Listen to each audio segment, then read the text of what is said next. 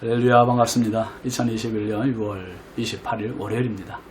또 한 주간 시작됐네요. 여러분, 이 한 주간도 건강하시고 주의 은혜 가득한 복된 한 주간 되시기 바랍니다. 함께할 찬송 510장입니다.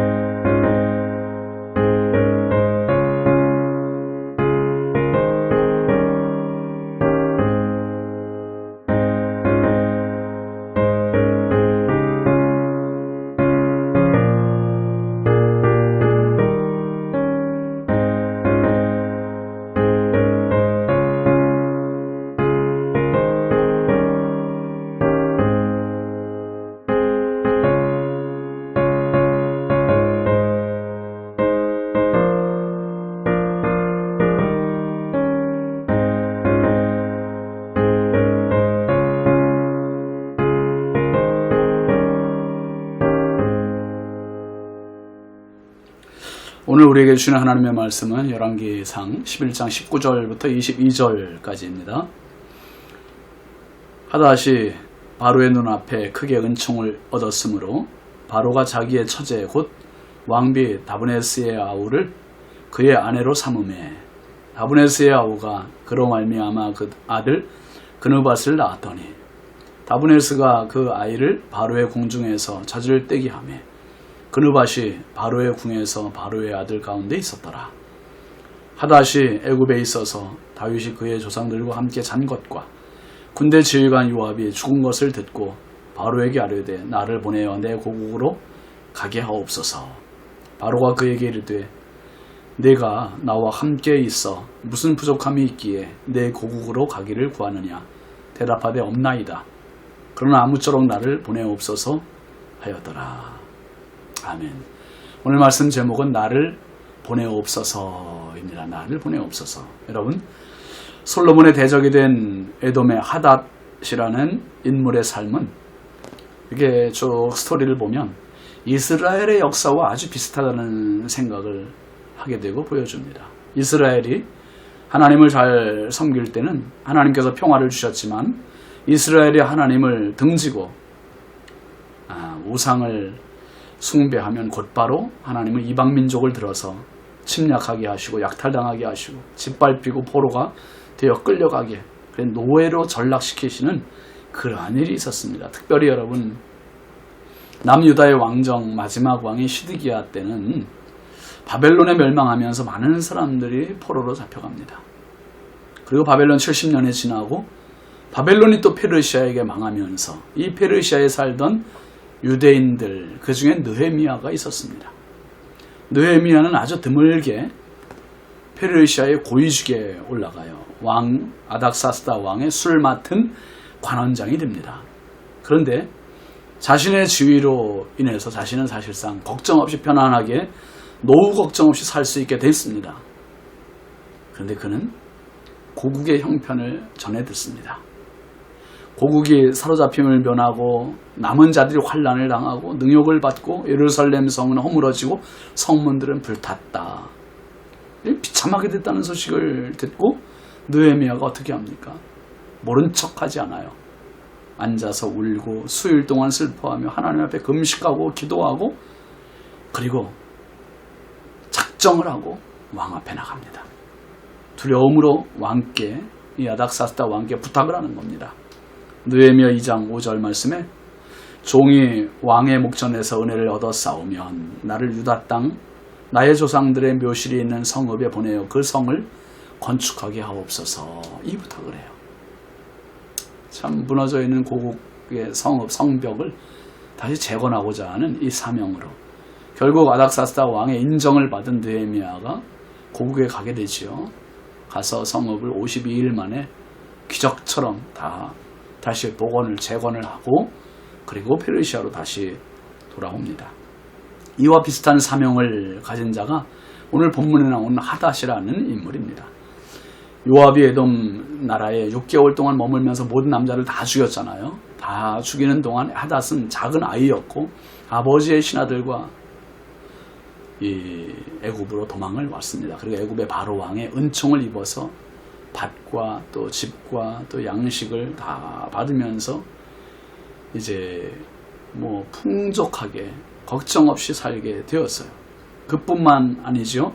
오늘 19절 20절 말씀에 보면 하닷이 바로의 눈앞에 크게 은총을 얻었으므로 바로가 자기의 처제 곧 왕비 다브네스의 아우를 그의 아내로 삼음해 다브네스의 아우가 그로 말미암아 아들 그느밧을 낳았더니 다브네스가 그 아이를 바로의 궁중에서 젖을떼게 하며 그느밧이 바로의 궁에서 바로의 아들 가운데 있었더라. 하닷은 바로에게 크게 은총을 입었다 했습니다. 그래서 바로가 정말 주고 싶은 거 주어야 되는데 주고 싶은데 뭘 줄까 고민하다가 자기의 처제를 하닷의 아내로 준 거예요.